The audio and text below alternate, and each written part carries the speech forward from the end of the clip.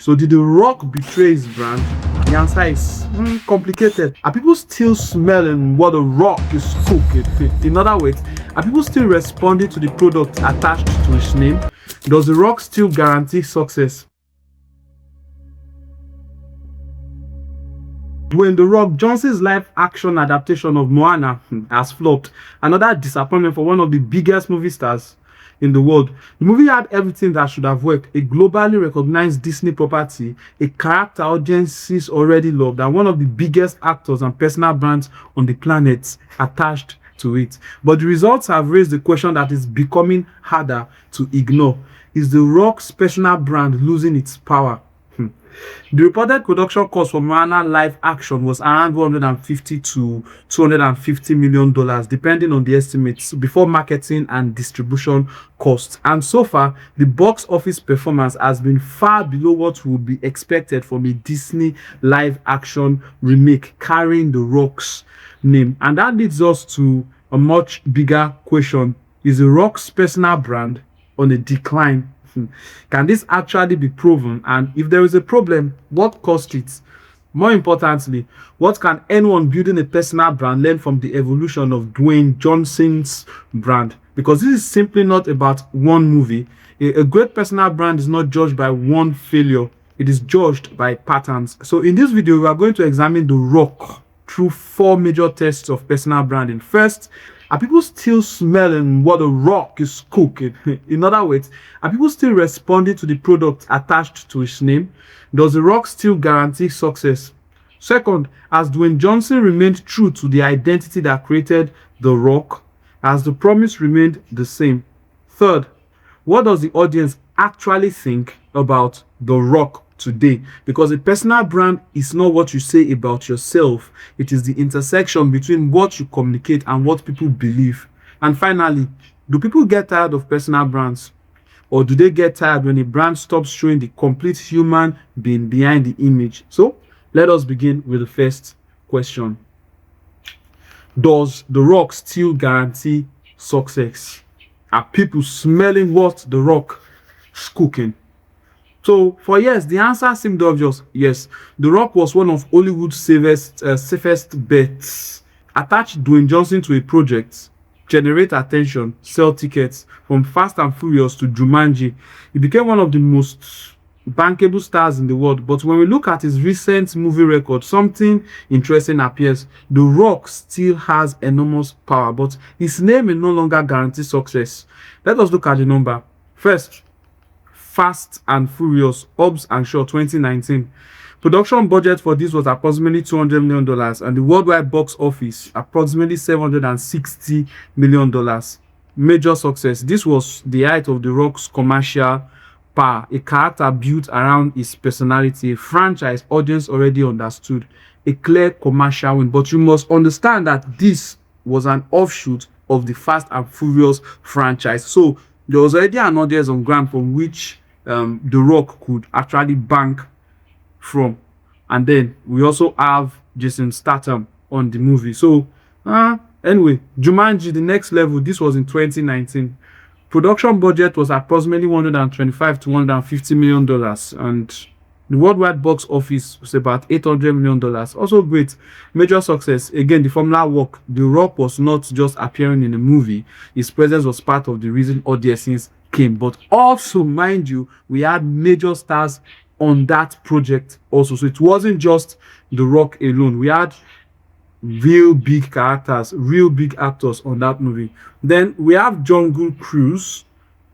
The budget for that was about $200 million. The worldwide box office was there about $220 million.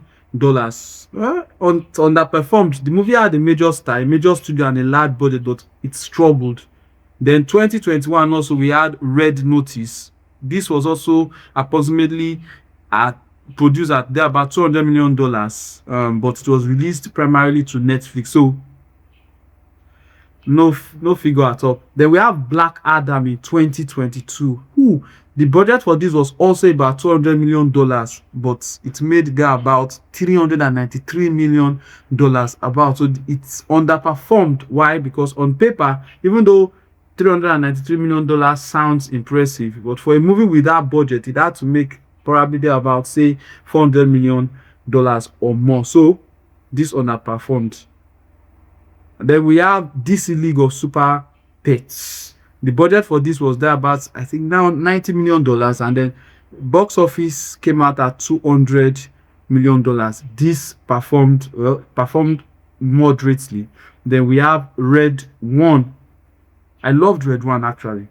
The budget for that was there about $250 million, but it made $186 million. This Red One flopped, failure, but not one of his worst movies or worst performing movies. Then we have Moana. The production budget for this, that is Moana 2, not publicly confirmed, but it performed wonderfully. There's about $1 billion, over $1 billion. This was a cartoon actually, so amazing results, major success. The audience definitely had not rejected The Rock, but mind you, this was an animation. Then we had the Smashing Machine last year. The budget for this was small, there about $50 million. This is The Rock testing the waters in much more amazing acting and in-depth emotions and everything. Unfortunately, the Smashing Machine flopped. It was a commercial failure. However, his acting was greatly applauded. I think in the Canes or so, he got a standing ovation. The Rock, amazing actor, great. Then we now have Moana's live action, which was released this year, I think last week or so. The budget I've mentioned about $250 million. So far, it is underperforming. So, what does this data tell us? The conclusion is not that The Rock is finished. The truth is, he often gets a project that would outperform a host of other projects. So, technically, he is still bankable, but the problem is that something has changed. There is no guarantee. The Rock is no longer a guaranteed success all by himself. The evidence suggests The Rock's brand is no longer powerful enough to overcome every project. The project still needs a strong story, a strong character, audience connection, and a reason for people to care. And one could argue maybe the problem are the projects it picks. And that is a fair argument. But then, let's go back to the Smashing Machine, because this was a smaller project, a smaller production, emotionally driven, and it was built around a serious performance that did not create the commercial impact expected. It should have done better, but people were not just, again, smelling what The Rock was cooking in that movie. So the question becomes, is the issue only the project? Of course not. Or has the relationship between The Rock and the audience changed? To answer that, we have to go to the second test, which is The Rock still true to his personal brand? And this is where things become more complicated, as it were, because if we are being fair, one thing is very difficult to argue.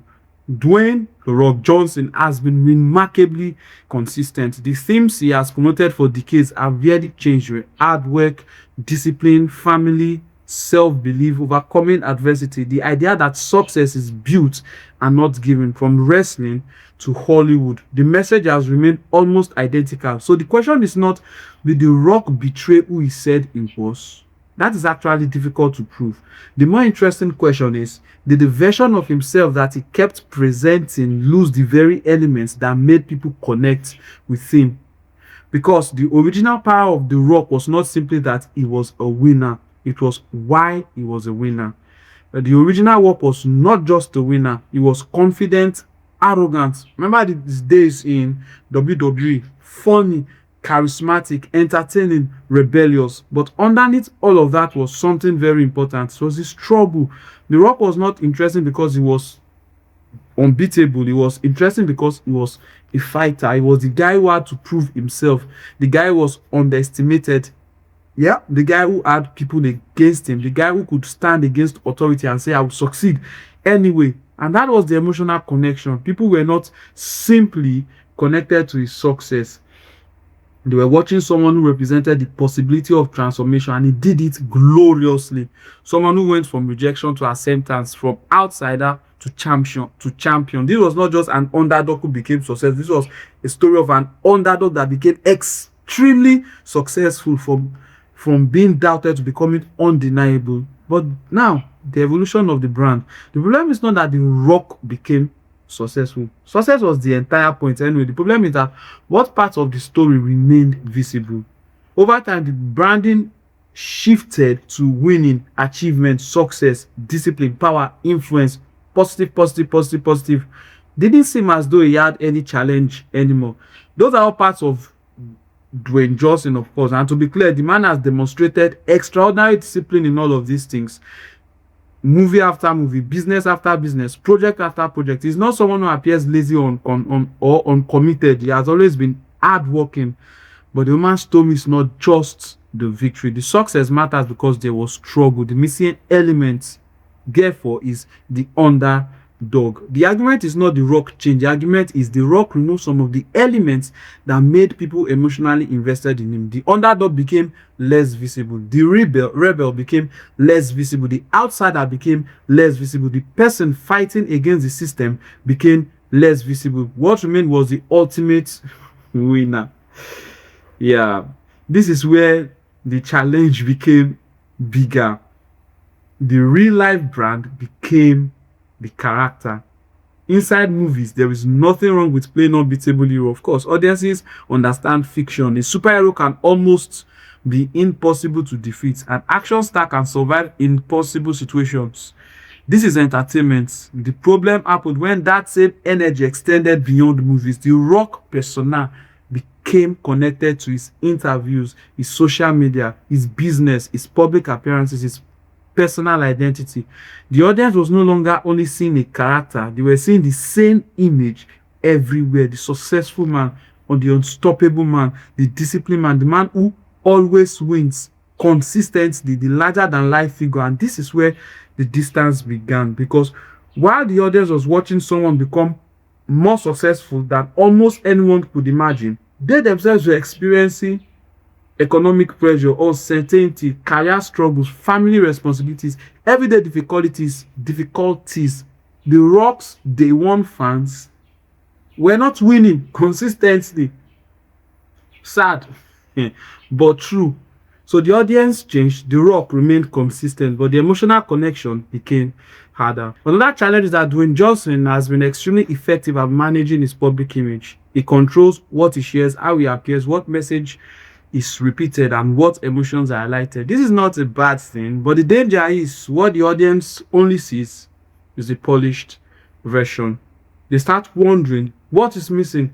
A personal brand needs consistency, of course, but it also needs humanity. People do not expect celebrities to reveal everything, but they need to believe there is a real person behind the image. So did The Rock betray his brand? The answer is complicated. Probably not, because whatever The Rock has become is still connected to his actual story. The guy works hard.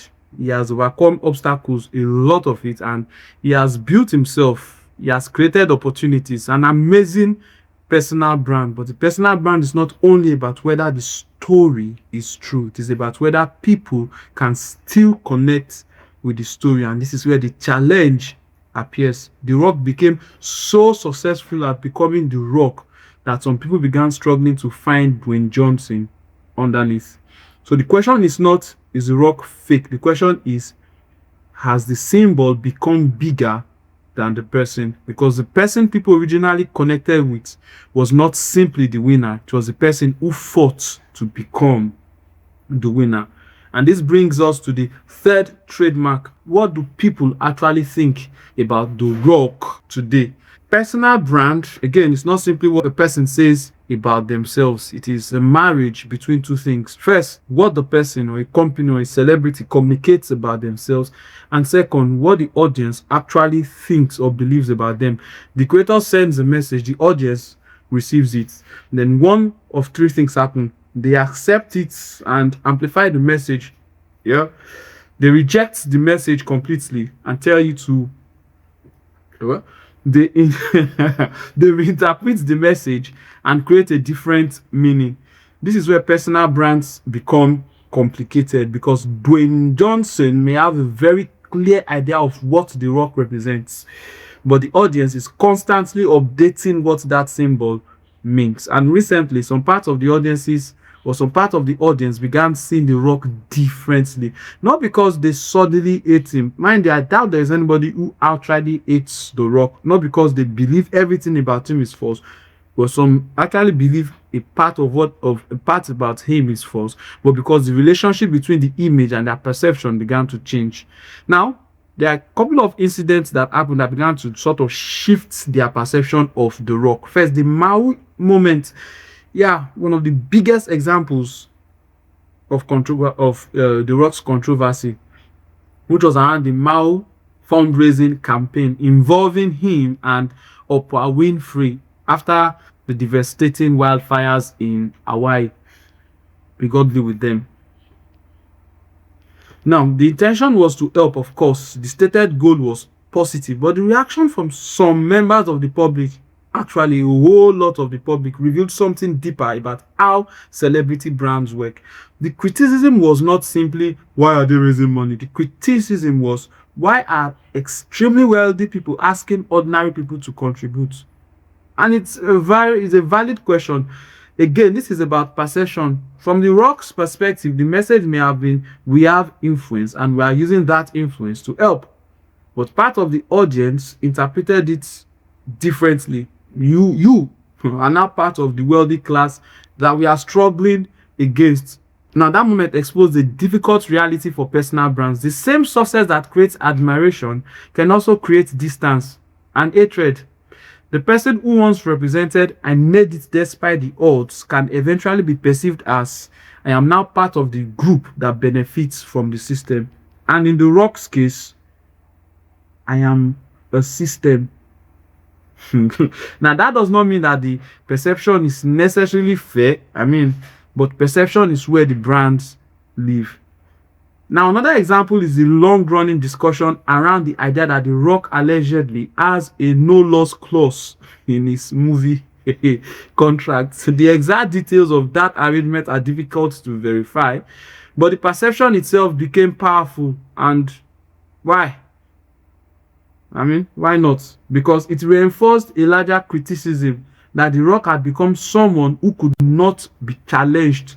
Imagine a hero who cannot lose becomes less interesting. Yeah. A character who cannot fail has no tension. The irony is that the original Rock was compelling because he was not untouchable. He could be embarrassed. Yes, he could be defeated. Stone Cold Steve Austin beat the hell out of The Rock several times. And but he always fought his way back. He was the underdog, remember. The audience did not fall in love with perfection. No, they connected with the resilience. And clearest example of this tension was Black Adam. The ambition was enormous. Dwayne Johnson was not simply starring in a superhero movie. He was trying to reshape the future of this universe. Now, mind you, I was excited for this. I really was excited for this, primarily because Black Adam would have given us back my beloved superhero, Henry Cavill. Well, unfortunately, that didn't work. The audience reaction revealed a problem. And what was that problem? The character of Black Adam required certain things: moral complexity, pain, anger, conflict, uncertainty. Black Adam is not supposed to be the traditional hero. Of course, he's an anti-hero. He's supposed to be complicated, like a little bit like Batman. But many viewers felt they were not watching Black Adam. I knew I wasn't watching Black Adam. We were all watching The Rock wearing a Black Adam costume. The character became secondary to the persona, and The Rock could not put in. Dwayne Johnson could not sacrifice The Rock for Black Adam. Sad. And when the personal brand becomes bigger than the product, the audience begins resisting, especially if the product is dearly beloved. Because audiences want to believe they are watching a story, not an advertisement for someone's image. Badass. Finally, we have WrestleMania 40. This was when fans pushed back against the institution. In this case, the institution being The Rock. The WWE situation around WrestleMania 40 became another interesting example when Dwayne Johnson returned and the storyline appeared to be moving toward a major Rock versus Roman Reigns match. Many fans reacted negatively because they felt it could come at the expense. It would have come at the expense of Cody Rhodes' long running story, as well as Roman Reigns' star power. If I would put it that way, because both of them would have been sacrificed for The Rock. At the backlash not be significant. Forgive me. Fans argue that Cody Rhodes had built momentum over years. Also, Roman Reigns had earned the opportunity to complete the story, but then the reaction was not simply "we do not want The Rock." It was "do not use your power to override the story we have emotionally invested in." Eventually, thankfully, WWE changed direction and WrestleMania 40 main event became Cody Rhodes versus Roman Reigns, with The Rock involved in a different role, and they brought in a whole lot of other stars to make it look more organic. Undertaker and rest. Now, the lesson is about perception, right? Because the important lesson is not about whether The Rock had bad intentions. Again, the man who was once the rebel fighting against authority was not perceived by some fans as a powerful institution. Yeah, we know he has a huge say in WWE. The man who was once rebel became what he was rebelling against, and people didn't like it. So from people's champion to institution, The Rock, people's champion, now became the very institution. The original emotional promise was "I am one of you." Now the modern image now communicates clearly "I have reached the highest level possible." Again, both can be true. A person can become successful and still care about people, true, but people hate bullies. Personal brands are emotional. People do not only evaluate facts, they evaluate feelings, and they don't like bullies. The question becomes, can people still see themselves in you? A select few might see themselves in this big, huge success, but not most of the audience. The biggest challenge for The Rock is therefore not popularity. He remains one of the most famous people in the world, of course. The challenge is emotional connection. Admiration and connection are different. People can admire someone. I love The Rock. I love him. But I feel distant from him, and I should. It's not an issue. It is his job to reach out to me. So a person can look at The Rock and say he is amazing, but the deeper question is, does he still represent my journey? Because originally The Rock represented possibility. The idea that someone could overcome rejection, struggle, and doubts. The question now is whether audiences still see the same person. No. The final benchmark leads us to the final question, which is, do personal brands die or do they evolve? The more important question is, do people get tired of personal brands? No, people do not get tired of personal brands. If that were true, the world's biggest brands would constantly disappear. People will not stop suddenly caring about Coca-Cola because it has existed for over a century. No, people do not stop caring about great entertainers because they have been successful for decades. No, longevity is never the problem. The problem is when the relationship between the audience and the brand changes. People do not get tired of seeing the same person. No, they get tired when they feel they are no longer seeing a person.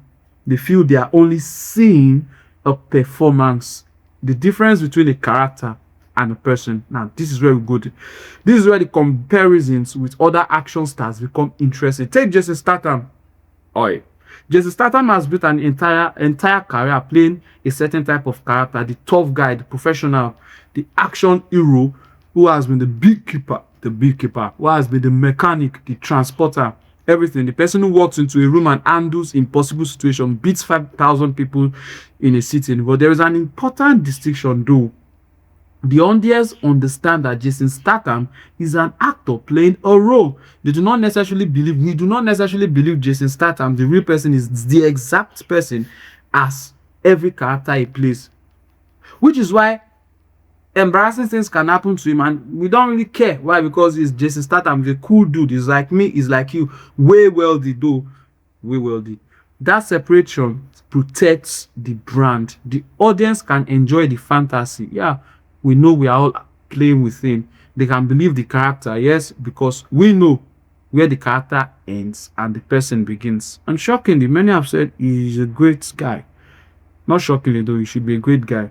Another example is John Cena. John Cena took a very different approach, of course. Instead of only reinforcing the image of the unstoppable hero, Cena has deliberately shown other dimensions of himself. Mind you, Cena looked up to The Rock. You might not agree, but The Rock paved the way for WWE superstars to become big-time action movie stars, and many followed suit. John Cena, however, understood something. A person does not become weaker by showing weaknesses. So he has been awkward, emotional, funny, vulnerable, embarrassment. That guy, was it for the Oscars, showed up naked.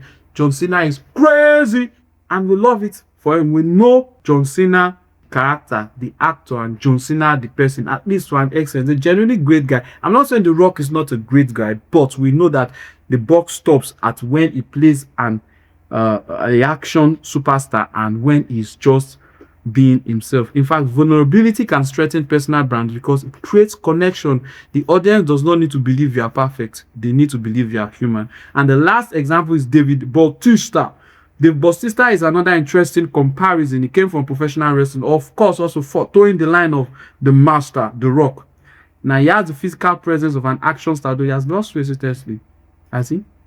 Well, until we see him in his next movie. But his brand has increasingly moved towards showing emotional depth, artistic ambition, willingness to fail, willingness to disappear into characters. His message is not look how powerful I am. His message is there is more to me than what you assume. Okay, so what are the lessons? Let's dive into them. The strongest personal brands are not built around one emotion. They are built around a complete human identity. Yes, the problem is not consistency. Consistency is necessary. The question is, what are you being consistent about? A strong personal brand can consistently represent ambition, excellence, discipline, while also showing uncertainty, growth, failure, learning, vulnerability. And this is how I put it. When I want to work with a client, I am not really just interested in your wins. I'm not interested in what you intend to tell the people. And I've learned it personally from my own experience. Yeah, that it will always be a spectrum of things. So the doctor can speak on camera about doctor things and he will be doing well. Now, introduce him as a family man. Woo! And that brand explodes. Introduce him as a lover of soccer. Say his best club is Arsenal. The brand explodes. Introduce him as, say, a Christian. That might damage. It wouldn't damage his brand, but depending on how he moves with his faith. Several dimensions. It's a spectrum of things, not just one thing. Man, you are not perfect. Stop trying to be perfect. And it works. So is the Rock's brand failing? No, it's not failing, and it's not dead. Actually, it still remains globally recognized, commercially valuable, extremely commercially valuable. Trust me. Mind you, The Rock can come up with a project by the end of this year to reach $1 billion. Only a few actors can do that. The Rock is still among those who can do it. This is just a miss. I mean, he might, if his next project hits $1 billion, it will definitely recoup every loss that is had over time. He's still respected by millions. I love him. We love him. Some of you might know, but we do love him. But if brand is facing a challenge, every successful personal brand eventually faces. The person has grown. You've eventually gotten to where you always want to be and have surpassed it. But the audience has changed and the story has to evolve. The next stage of The Rock's career will not come from proving he's the biggest person in the room. I actually believe, this is what I believe, that he should have continued doing some of these smaller budget movies like Smashing Machine. I do believe that. I believe he needs like 10 deep movies like that to help switch up things, and then we would accept him. Now this is not a deep character. Yes, he can do it. He's The Rock. He's a great actor, by the way. This is to all those of you think he's not a great actor. So it may come. So all of this also may come from him now showing the part of himself that made people connect with him in the first place. The struggle, the uncertainty. By the way, please complain about Moana's failure, The Rock. Complain about it. Let people see that it hurt you.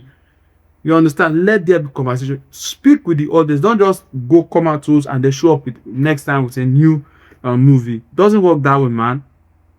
Sir. Actually, sir. It doesn't work that way, sir. Because the greatest irony of the Rock's career is this: the thing that made people love him was not that he was unbeatable, it was that they watched him fight to become unbeatable. So, lesson one: your brand is not what you say it is what people believe. Trust me on that. Lesson two: do not remove the struggle from the story. People love struggle. Struggle is what makes us human. Please struggle. And this goes out to all of you who are going through a lot of shit. Probably you're divorced, or you're just out of prison, or you just lost all your properties and everything. This is the best time to anchor on the audience's emotion, to attach to struggle and build publicly. Oh, you would fly. You would fly.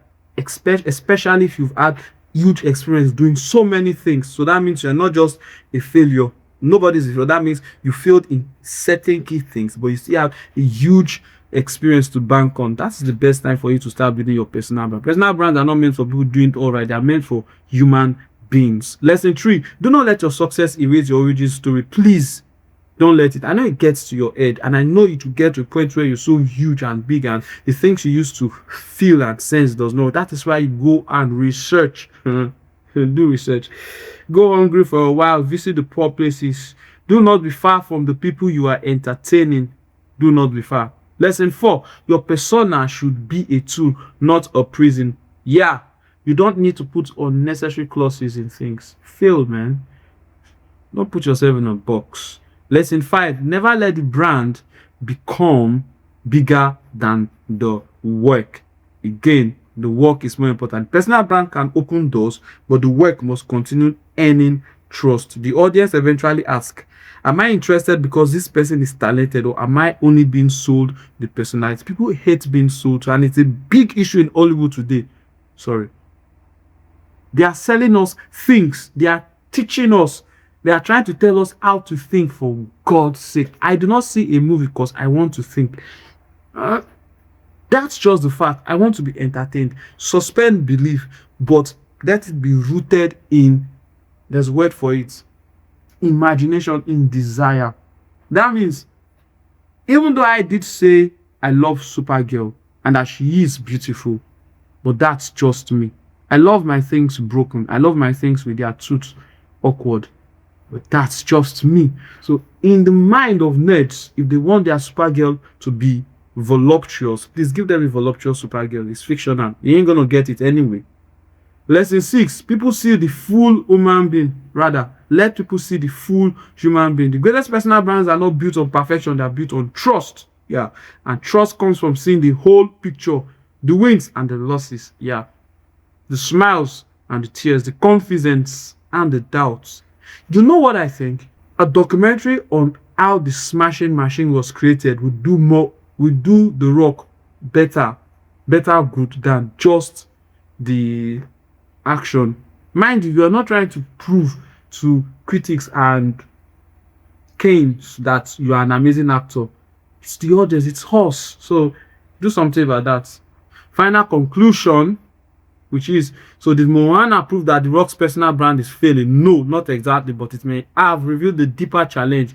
The Rock created one of the strongest personal brands in modern entertainment, but every great brand eventually reaches a point where the old formula is no longer enough. In this case, it's no longer enough. And then, of course, I would have to admit that they tried to retain everything. They did not want to add anything at all. The animation and the live action, the same storyline, everything.